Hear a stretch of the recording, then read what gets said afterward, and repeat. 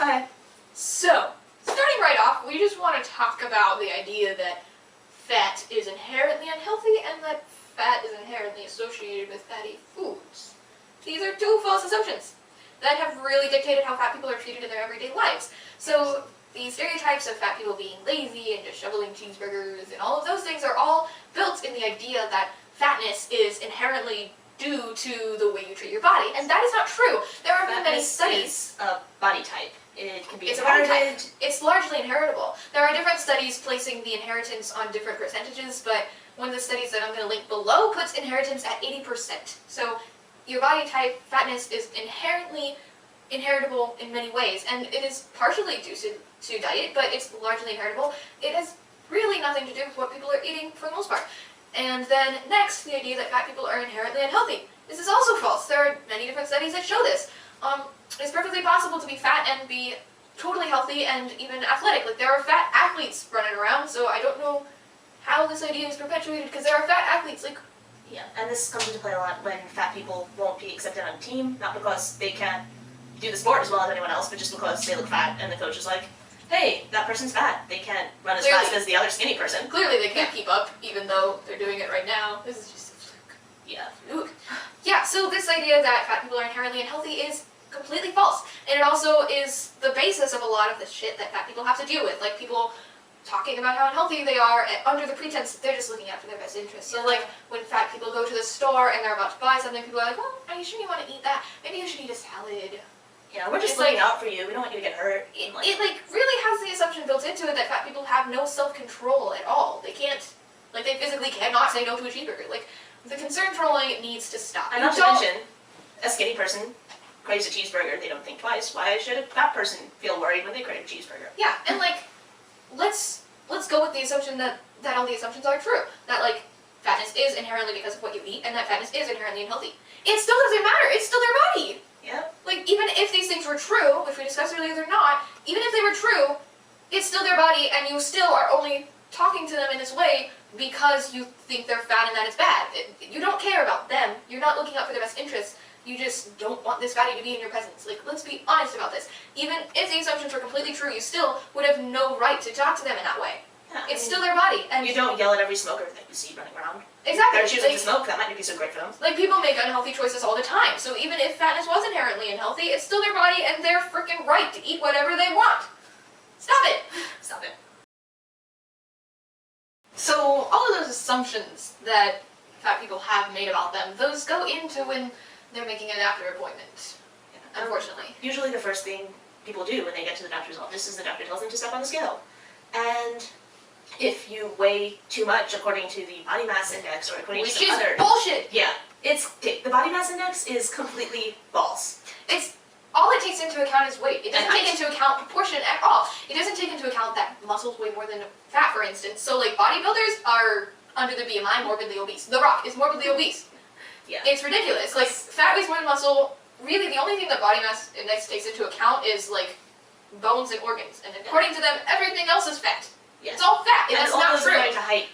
Like, if you're a certain height, you're supposed to weigh this amount, which is ridiculous, because everyone is shaped differently. Yeah, so, like, it doesn't take into account, like, the proportions. For instance, like, my pelvic bone is large, it's wide. That's not taken into account at all. All that's taken into account is height. And, like, if you're not taking into account all these different things, then the body mass index doesn't even indicate that you're, like, fat or anything. It literally only indicates that your weight, that's it. So doctors will then look at this body mass index and tell someone that they're unhealthy, just based on that chart. And then they will attribute all of their problems to their weight. Like, you have a headache, lose weight.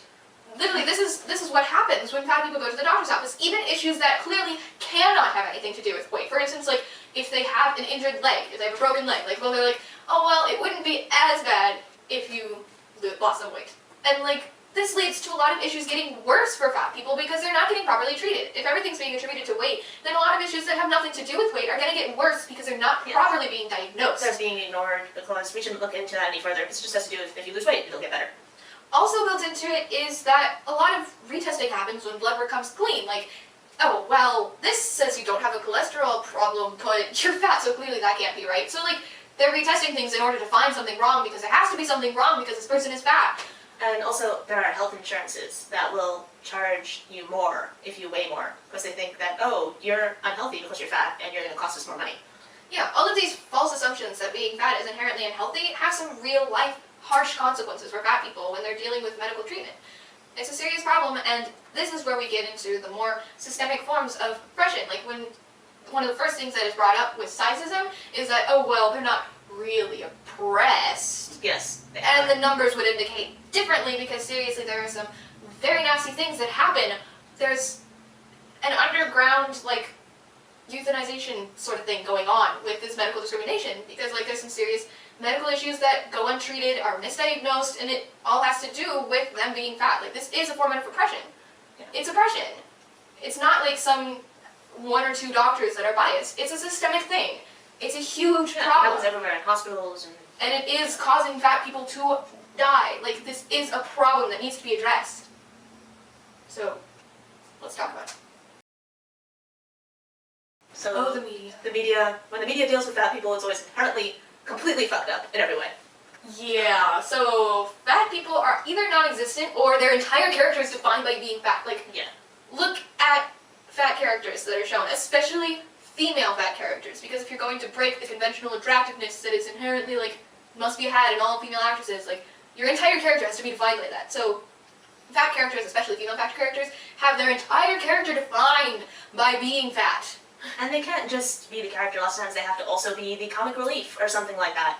Because they can't just be a normal, regular character because, hey, they're fat, they're different. Yeah, like, a fat person is not likely to be a romantic lead, because who would want to be with that person? And it's ridiculous. It's not okay in any form.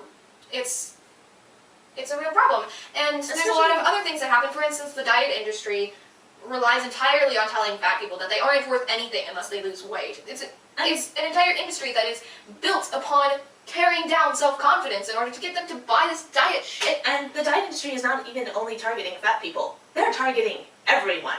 They're saying that, hey, if you're a size 4, you'd look better as a size 2. And it's ridiculous because, as we were talked about a little bit earlier, body type is largely inheritable. So to have this diet industry promise you that, like, oh, we can get you down to a size 2, like, they may be able to get you down there, but you're not going to stay that way. And unless you want to continue, if you want to continue pouring a ton of money towards them and continuing with this ridiculous diet that's probably killing you, then sure, you may be able to stay there for a while. Yeah. But a lot of these diet pills are not FDA approved, and they can be really harmful. Yeah, and most people gain the weight back anyways, so it's a temporary relief for a problem that is not even because of you being fat, it's because of society being fucked up. Not to mention, the media should keep in mind that the average size of the American woman at the moment is a size 14. Yeah. So having all these super skinny characters in TV shows is not realistic. You would have no idea that the average woman is a size 14 if you looked at the media. Like, everybody's a size 2 or 4, and, like, you're considered fat in the media if you're, like, a size 7. Like, look at me, I am super skinny. I am a size 7. Yeah. Like, look at this is ridiculous. What are we doing? We're considering, like, for instance, the show Ugly Betty. Like, she's not the media's idea of skinny, but she's not fat either. She's rather skinny. She's kind of average, and, like, according to the media, average is fat. And it's ridiculous, and it only leads to further oppression of fat people that are, like, noticeably fat. For instance, like, a person who is maybe a tiny bit chubby but doesn't really have the fat rolls going on is going to deal with some problems, but not nearly as much as somebody who is considerably fat. Like, there's different levels, and the media just, like, pushes it further and further and further to have more and more people be considered fat. Yeah. And let's talk about what's considered acceptable with fat people. It's considered acceptable to disparage fat people and, like, with The Biggest Loser, to torture fat people. The Biggest Loser on is ridiculous. television. I mean, contestants from The Biggest Loser have said that they had to dehydrate before weigh-ins, they had to over-exercise, they had to completely do things that were against doctors' orders for this show, and they kept on being told that we're doing you a favor, stop acting like this, this is for your own good, you should be happy to be here. And yeah, The Biggest Loser deals with physical torture and mental abuse. They have these people thinking that they are lucky to be tortured. They are being tortured. They are being over-exercised until they are to the point of collapsing. They are told to ignore doctor's orders, and if they try to follow doctor's orders, then the people edit it to make it seem like, oh well, just fatty gave up. They didn't want to try. They're weak. Like, they are physically torturing these people and then mentally abusing them until they believe that they deserve it. And it's complete BS, and people eat it up because fat bodies are seen as, like, just a shell that needs to be broken until the real person is found inside. Yeah, and that is like before and after photos. That is a complete horrible way to look at it. A fat body is just that. It's a fat body. It is not a shell that needs to be broken and carved into the real body that the person is inside. No, that person is fat. They are not waiting to be skinny. They're fat, and there's nothing wrong with being fat. So we need to stop with this acceptance of torture of fat people, because it is that. It is torture. It's not helping them. It's not, oh well, we're making you better. It's torture. And it's sad that people want to just watch this for their own entertainment. Seriously, they are being entertained by the torture of fat bodies. That's not okay. Society is pretty much designed around skinny people. In everything. In the way chairs are made. In the clothes that they sell. In advertising. In pretty much everything. It's kind of sad. Yeah, and this leads to some real problems. For instance, plus-size clothing, it's really difficult for fat people to find things that are actually attractive and affordable that are in their size. Yeah, if you go into a store, lots of times the stuff that will be in the plus-size section won't be the same stuff that's in the other sizes. There'll be less of a variety, there'll be less interesting clothes, and it's really sad because just because you're over a certain size means you can't wear the same thing that somebody else can wear. Basically, it goes under the assumption that fat is inherently unattractive and that, like, they don't deserve attractive clothing because, like, who would want a fat person? Yeah. And it's awful. It's sending the message that they are not wanted in this society. And if you don't think that fat people are receiving that message, then they're getting it. They know that society does not want them. And there are stores that don't even sell clothes above a certain size. Yeah, there are companies that refuse to make plus-size clothing. Half of the time they cut off for plus-size clothing is below the average. Yeah. The average U.S. citizen is size 14. Half of the time the cutoff for plus-size clothing is 12. Yeah. So even the average woman cannot find clothes that are attractive and affordable. And that's really sad, because, like, basically only the lower side of society is seen as worth anything. Yeah. And also, there's a lot of things that are designed in a way that, like, physically does not allow fat people. So airplane seats are tiny, and Airplane seats don't even accommodate, like, sometimes skinny people. So, like, if a fat person wants to be comfortable, they would basically have to buy 2 seats, which obviously would be really expensive. And so, embarrassing. if they buy 1 seat, then the person next to them is, like, the entire ride being like, oh, this person's in my seat, oh my god, they're in my space, which, like, no one's really happy on an airplane. Like, sure, you may complain to yourself, but think about it. Like, you're seriously wanting this person to buy an extra seat so that they are not bothering you and verging into your space, instead of being angry at the airline for not having larger seats. Yeah. Like, I mean, they're just doing this to save money, but it's like, let's be honest about where we direct this anger. Like, in all these things that are designed for skinny bodies, like airplane seats, roller coaster seats, those things are tiny. Yeah. All these things, we always blame the fat person. If you just weren't fat, this wouldn't be a problem. Instead of blaming the people who are designing these things. It could be designed differently. They know that fat people are going to want to use their stuff. They know from the beginning. They decide that they don't care. They decide that skinny people are the ones they want to cater to, and they don't really care if a fat person is uncomfortable and is barging into other people's spaces because of the small sizes.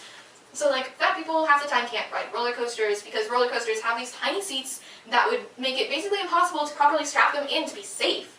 And half the time, the weight limit is what may seem reasonable to a skinny person, but to a fat person is, like, there's no way. And you can't say that it's for the safety of the roller coaster, because you could design roller coasters that would accommodate more weight. Yeah, like, with all these things, you have to keep in mind that they're designing this. They made a choice. They made a choice that skinny people were the ones that mattered. That this seat doesn't need to be bigger to accommodate fat bodies. We just want to accommodate skinny bodies, and fat people can deal. They made that choice. So, to blame the fat person is really messed up, and is usually what happens. Yeah. We need to stop blaming the fat people and start blaming the people that are designing this system so that fat people can't get anything. Not to mention, like, at conventions and stuff, at comic conventions and stuff, people will take pictures of cosplayers and be like, oh my god, they're cosplaying outside of their size. What the hell is that supposed to mean? Yes. Oh my god. Like, why can't you dress up as Wonder Woman if you're not tiny? Like, I'm sure that really skinny person dressing up as Wonder Woman is not as muscularly toned as her, but no one's bothering her. Like, and like, we're dressing up. We're not trying to be the character. and how are people even supposed to cosplay their size if there's nobody drawn in their size? Because like nobody draws fat heroes. Yeah, there's no fat superheroes. There's Fat people can't be heroes. They can't be romantic leads. heck, there's barely any fat supervillains either. Like we design everything so that skinny people are represented everywhere, and fat people cling to the tiniest representation at all, and then blame them for cosplaying skinny characters. Like, Yeah. Like, who else are they gonna cosplay? You don't have any fat players to cosplay, so like, yeah. What are they gonna do? So stop bothering people, it's rude. So movements. There's kind of two. So the body positivity movement, which is in many ways wrapped up in other movements, like it intersects a lot with the feminism movement and like other movements. So the body positivity movement has to do with weight, but has to do with many other things as well. And basically, it's all about like reclaiming our bodies from media representation. And so the body positivity movement is, for the most part, a personal thing. And so I don't want to like deconstruct it too much, but in many cases, the body positivity movement focuses on bodies that are, for the most part, conventionally attractive, and like really only have one thing that makes it not necessarily perfect. So like they're mostly conventionally attractive, but maybe a little bit chubby, but not really fat. Yeah. And there's Just, nothing like, a wrong little with bit. having your body being not conventionally attractive, so yeah. Yeah, and so like the body positivity movement is for the most part a personal thing. There's nothing wrong with it, but the ones that get the most attention are usually the ones that are, for the most part, conventionally attractive and only have one or two things that make it not fitting the mold. So that's the only problem, really. It's not really the body positivity itself, it's more what gets the most attention. It's a pattern. Yeah. And then the movement that's actually fighting fat oppression, for the most part, is pretty good, at least from the sources that I've gone to, but also does have the problem of, in some cases, focusing more on bodies that aren't as fat, that are like a little bit chubby, but don't face the same level as those that are really noticeably fat.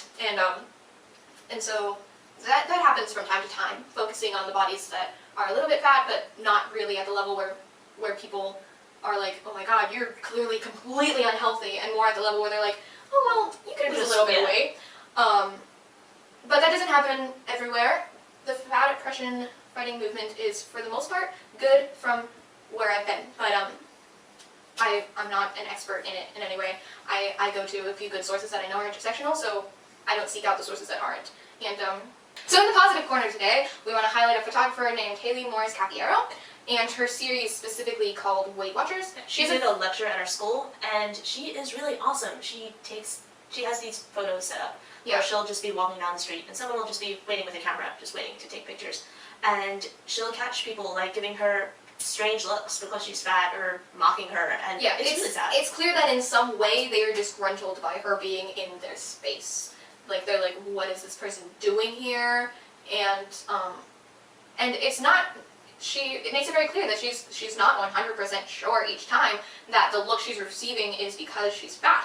But like it's very clear that in many of them it has a great deal to do with her really weight. obvious. And she has a few other series. She has something called Something to Weigh, where she has different compositions looking at the way that fat people are dealt with. So like she'll have a picture of her looking at a sweets display, because she knows that if she were to take a sweet, she would be seen as, oh, she has no self-control, but like if a skinny person did, there wouldn't be a problem. So like things like that, where it's just a picture of like some sort of contemplation. Yeah. And her work is really interesting. Yeah, so she has a few different series. The Weight Watchers series, which is the one we're specifically talking about, is ongoing, and it's about to come to an end so that she can publish it and like find a book deal for it.